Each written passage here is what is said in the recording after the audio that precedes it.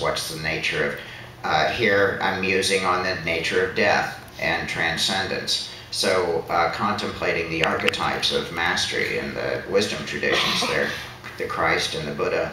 And had you studied Buddhism at this point? Oh yeah, yeah. Allison and I took a long course with the Dalai Lama back in '81, I guess. And when he came to teach at Harvard, we were very lucky and got in there. And it was really important information about bodhisattvas. And we continue. I had had an interest in Tibetan Buddhism before that, you know, reading the Tibetan Book of the Dead, because a Book of the Dead, my God, I've got to read that. You know? And the path of purification, this was how I got into Buddhism. People started hearing about, you know, my work in the morgue, and so they gave me this book, Path of Purification, that was Buddhaghosa's guide to enlightenment, I guess. And several of the objects of contemplation were corpses. So it taught me to start to look at the body in a sacred way, at the same time to see the point of the impermanence, the lesson of impermanence. So you said you were working in the morgue, correct? Yes. You want to tell a little people, the audience, a little bit of how that came about? Let's see, I worked for 5 years in a morgue in a medical school.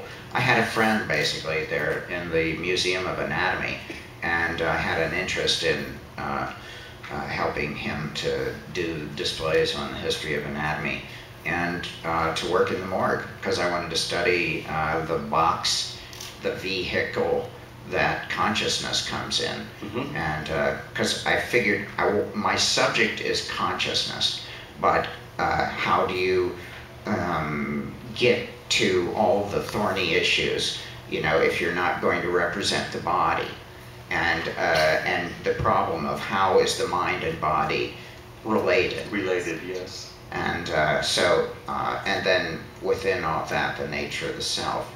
So this is the same questions over and over. And it's interesting, in a sense, the parallelism of Christ and Buddha on an equal plane is a sort of a more holistic view, really, of religion than, say, selecting one over another. Well, look, they are archetypes of mastery. They're archetypes of enlightenment. And the soul is this reflection of the higher light of spirit itself.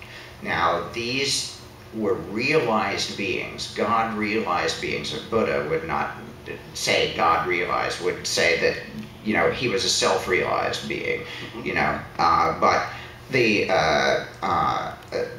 nature was that they felt themselves as part of the continuum of the cosmos, that they were united with everything, and with all beings and things, and so there was this infinite compassion for all beings that they had, and came from this healing nature. So these were the wisdom masters, and since this is an archetype, these are what I call the God self. Now this is the small self and the God self. That you see it right there, you know. These are the archetypes, the wisdom archetypes of the God self, but that's exactly what that's about. And we all have that in us, you know, yes. That small self that keeps us bound, and then our highest possibility.